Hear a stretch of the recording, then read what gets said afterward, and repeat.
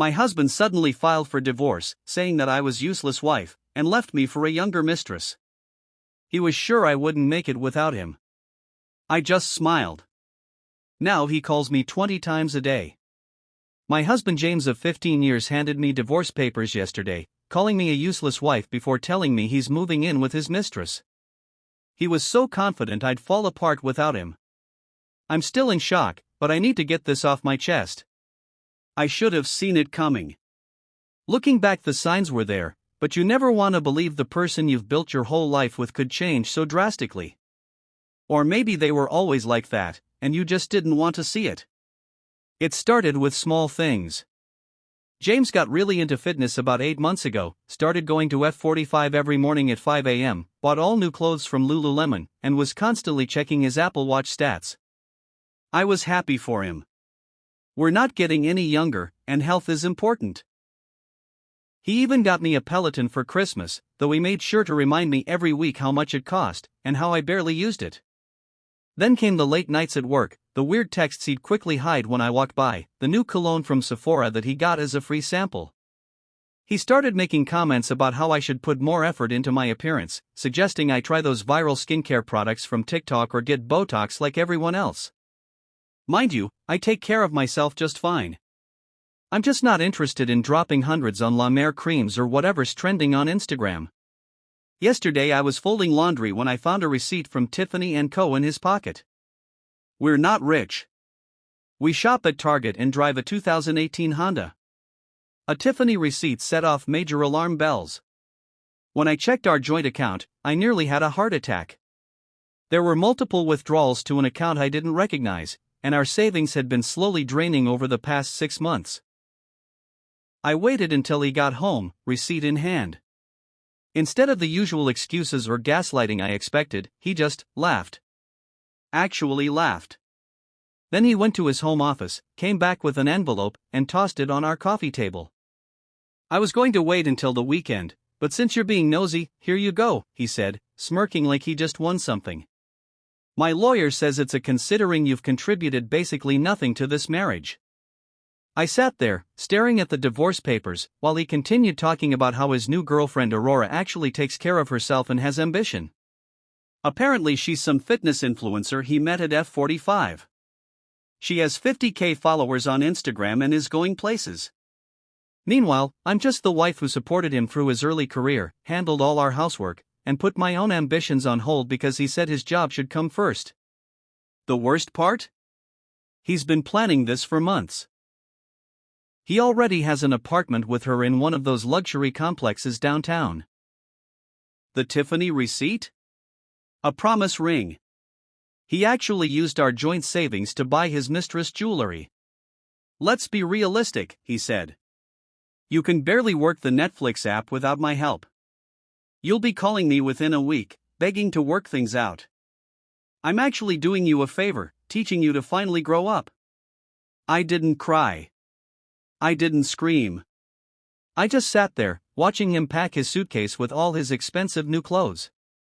He took his iPad, his gaming console, and even the good coffee maker. Left me with the cheap. After he left, I opened my laptop and started going through our accounts. Found out he's been moving money around since January. Discovered credit card statements for restaurants and hotels I never knew about. Even found a Venmo history that made me sick to my stomach.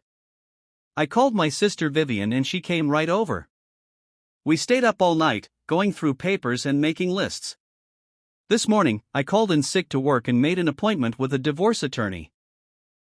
I also froze our joint credit cards. Something I learned was possible from a random TikTok video, ironically. It's been 24 hours. My phone shows 23 missed calls from him. The first voicemail was angry. The second was threatening.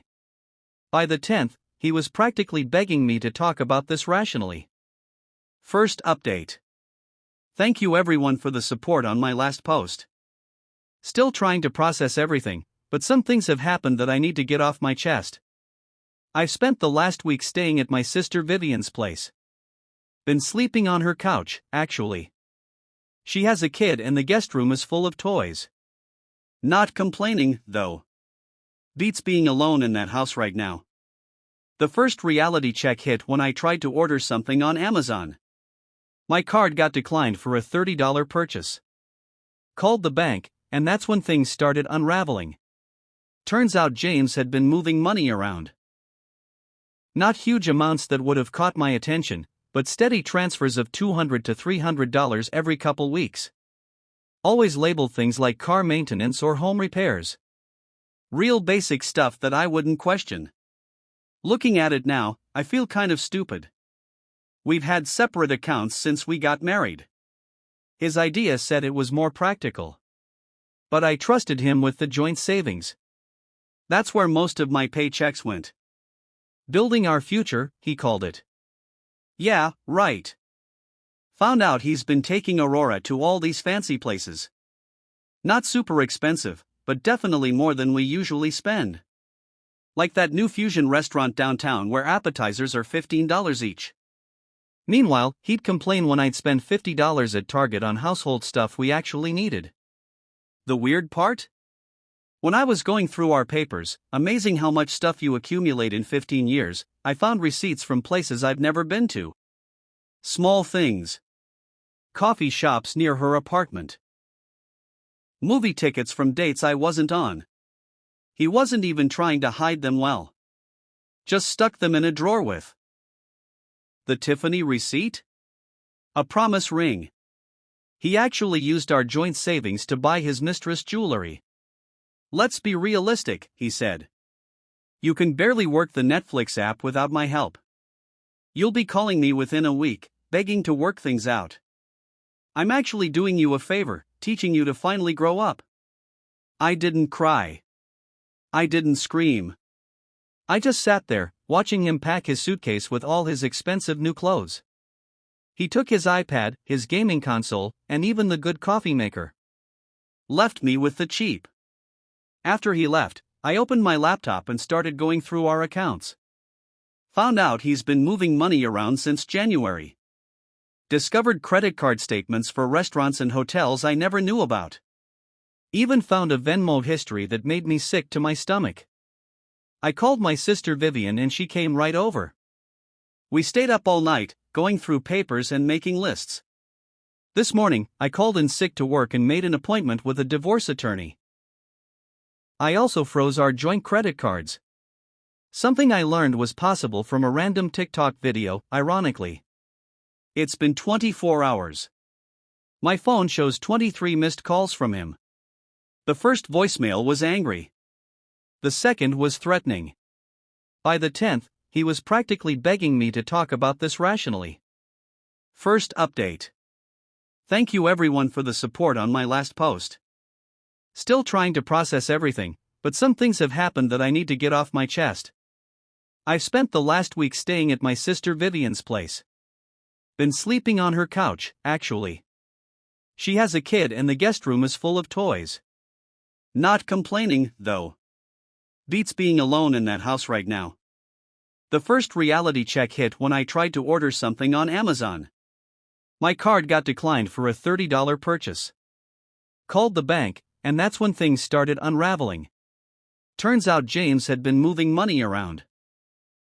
Not huge amounts that would have caught my attention, but steady transfers of $200 to $300 every couple weeks. Always labeled things like car maintenance or home repairs. Real basic stuff that I wouldn't question. Looking at it now, I feel kind of stupid.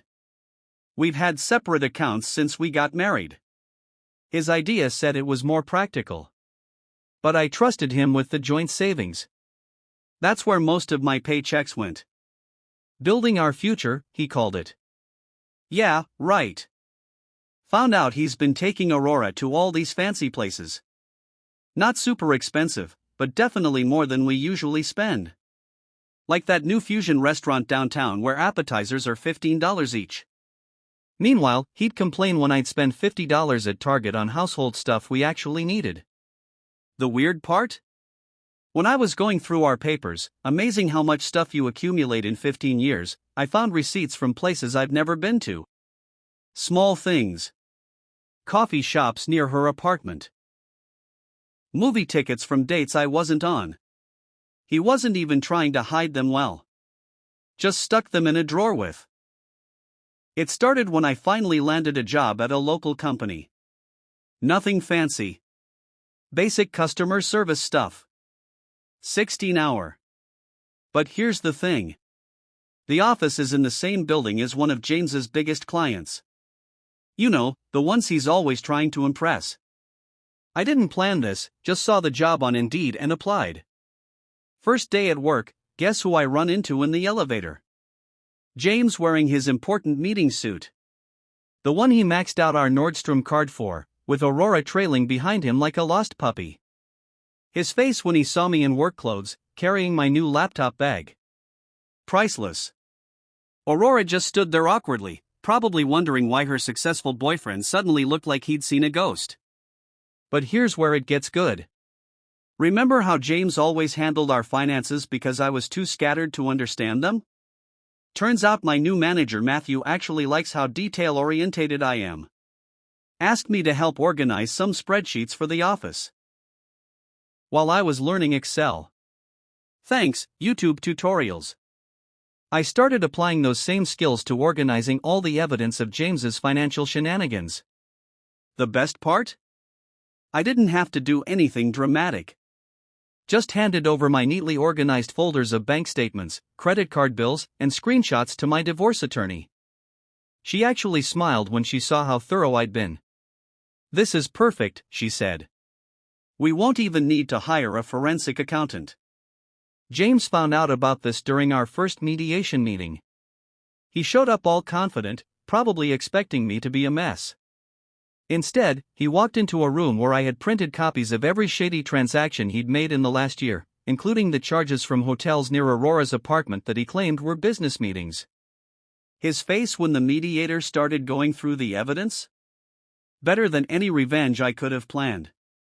But wait, it gets better. Remember that Peloton he bought me for Christmas? The one he said I never used?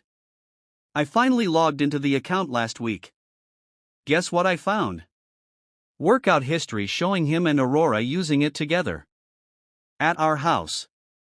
On days when I was visiting my sister. Yeah, in our house. I mentioned this casually during mediation.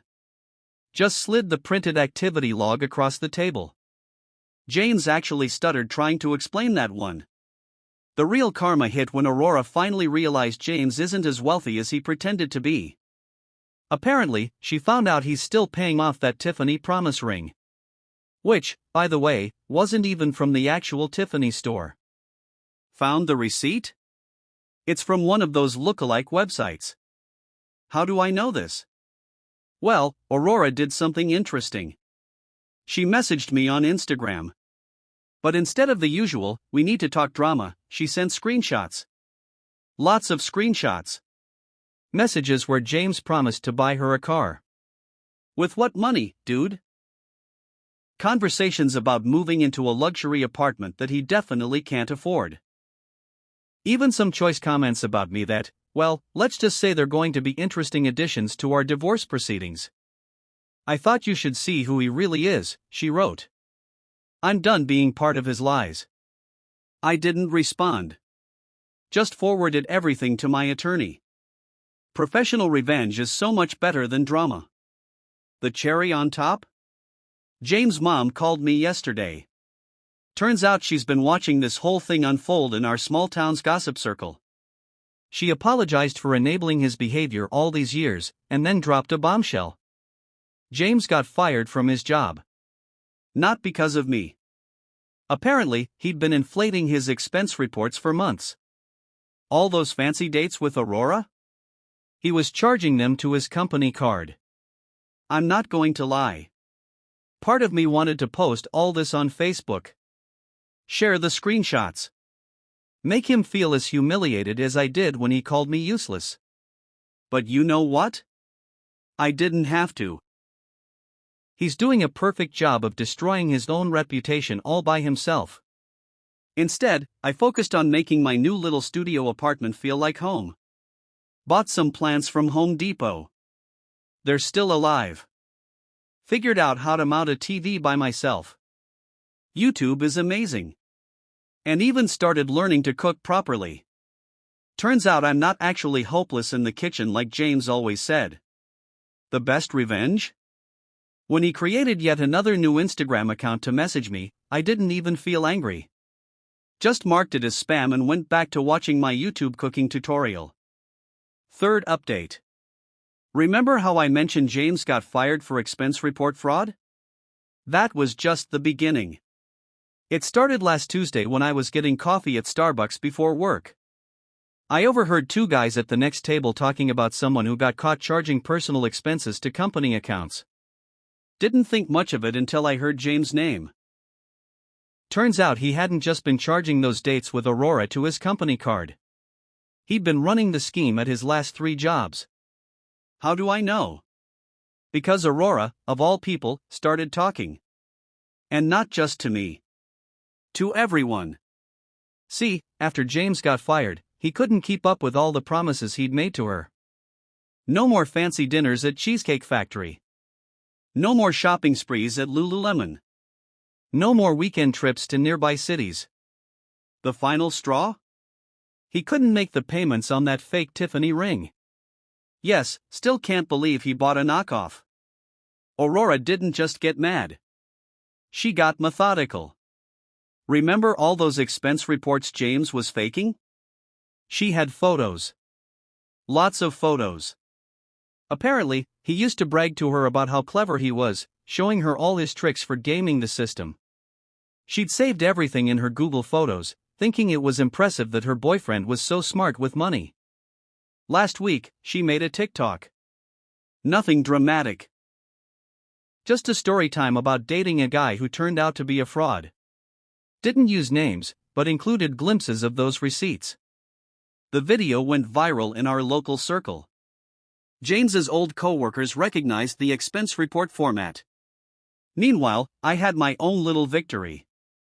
Remember that joint Amazon account he kept trying to get back into? I found out he'd been using it to buy gifts for Aurora while we were still together. So I did something petty, but satisfying. I returned everything that was still within the return window. The money went back to my card since I was the original purchaser. The best part? He didn't even notice until Amazon sent him those rate your purchase emails. By then, all the stuff he'd bought Aurora was back in Amazon's warehouse, and the refunds had already cleared. But here's where it gets really good. Yesterday, I was at Target picking up some storage bins, trying to organize my new place, when I ran into James's sister Katie. Instead of being awkward, she actually hugged me and spilled some tea. James had been borrowing money from their parents, claiming it was for investment opportunities. Turns out he was using it to maintain his fake lifestyle with Aurora. His parents found out about this during a family dinner last weekend. How? Because Aurora's TikTok had made its way to his mom's Facebook feed. There was apparently a huge scene at Olive Garden, of all places. James's dad was so angry he actually took back the spare key to their house. James's reaction to all this? Total meltdown. He started messaging everyone trying to do damage control, made new Instagram accounts to harass Aurora, kept calling his old job trying to explain, even showed up at his parents' house at midnight begging them to understand his side. The karma train wasn't done, though.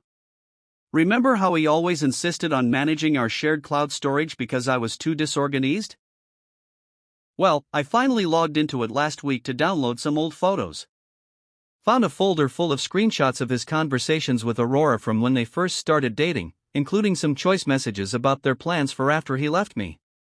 I didn't even have to do anything with them. Just forwarded everything to my divorce attorney. She actually laughed and said, "This is making my job very easy." But the absolute peak of all this? Aurora made a follow-up TikTok yesterday. This time she showed the fake Tiffany ring, complete with screenshots of the sketchy website he bought it from. The video already has 50,000 views. James tried to come to my workplace to talk about all this, beg me to help fix his reputation. Security didn't even let him in the building. Apparently his scene in the lobby is now on our office's security camera greatest hits. I did something kind of petty yesterday. Changed all our streaming passwords one by one while watching his Ring camera notifications blow up as he tried to access each account. Netflix, Hulu, HBO Max, even his precious ESPN Plus. By the third notification, I was actually giggling. His dream car, that Tesla Model 3 he leased to impress Aurora, way above our budget by the way, got repossessed this morning. From the parking lot of the Motel 6 where he's been staying since Aurora kicked him out of their apartment, I watched it all happen from the Dunkin' drive-thru across the street. Didn't plan to be there. Just stopped for coffee on my way to work. Sometimes the universe just hands you these moments. Edit 1. Yes, I'm still keeping copies of everything for the divorce proceedings. Edit 2. No, I won't share Aurora's TikTok username. This isn't about creating more drama. 4. Update. I wasn't planning on writing another update, but some things happened recently that feel like a proper ending to this story. It's been 6 months since James left, calling me his useless wife. The divorce is finally official. No dramatic courtroom showdown, just paperwork and lawyers in a bland office. James looked rough, wearing the same Nordstrom dress shirt he used to brag about, but now it's wrinkled and a bit tight. Seems like his fitness influencer lifestyle with Aurora didn't last. Here's where it gets interesting. Remember all those expense reports he was faking? His company didn't press charges or anything dramatic. They just did the corporate equivalent of a shrug. Withheld his last paycheck and bonuses, blacklisted him from future employment, and moved on. Turns out big companies don't like public drama any more than necessary. Aurora left him last month, not with a bang or viral TikTok. She just moved back to her parents' place in the suburbs. Apparently life gets less exciting when your boyfriend can't afford Cheesecake Factory dates anymore. She tried messaging me on Instagram to explain her side, but I just left her on read. Some things don't need closure. James is now renting a room in a shared house across town. His Tesla got repossessed, no surprise there, and he's driving a beat-up Honda. The same kind of car he used to mock me for wanting to buy because it was too basic. I'm still at my customer service job, but got a small raise, $5 per hour. Not life-changing, but it's something. Learned how to do my own taxes through TurboTax. Turns out it's not the mystery James always made it out to be. Had an awkward but revealing run-in with his mom at Target last week. She was buying storage bins in the same aisle as me. Instead of avoiding each other, we actually talked.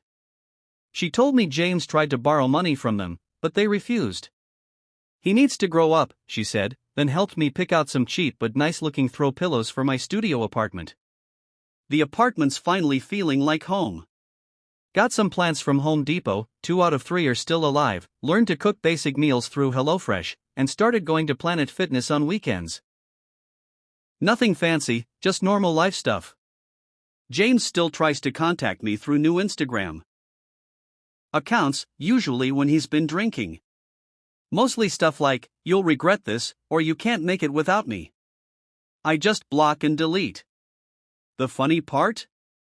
Found his old password list in our shared Google Drive. Yes, he kept it in a document literally named Passwords. Didn't do anything with it, just forwarded it to his sister Katie so she could tell him to change everything. Met a guy named Matthew at work. Nothing serious, we just have lunch in the break room sometimes. He's also recently divorced and gets why I'm not ready for anything real. But here's the real kicker. Last week, while getting coffee at Dunkin', I overheard some guys from James' old office talking. Turns out he's been calling and emailing, trying to get his job back. Even showed up in the lobby once. They didn't even bother calling security. Just let him stand there until he got tired and left. His new life isn't exactly what he planned. No more fancy gym membership. He works out at the same Planet Fitness as me now. We awkwardly avoided each other in the parking lot once. Aurora's back on dating apps. His important business contacts don't return his calls. Meanwhile, I'm doing all the things he said I couldn't. Paying bills, fixing minor house problems, managing my own budget. Nothing extraordinary, just regular adult stuff that he convinced me was beyond my capabilities.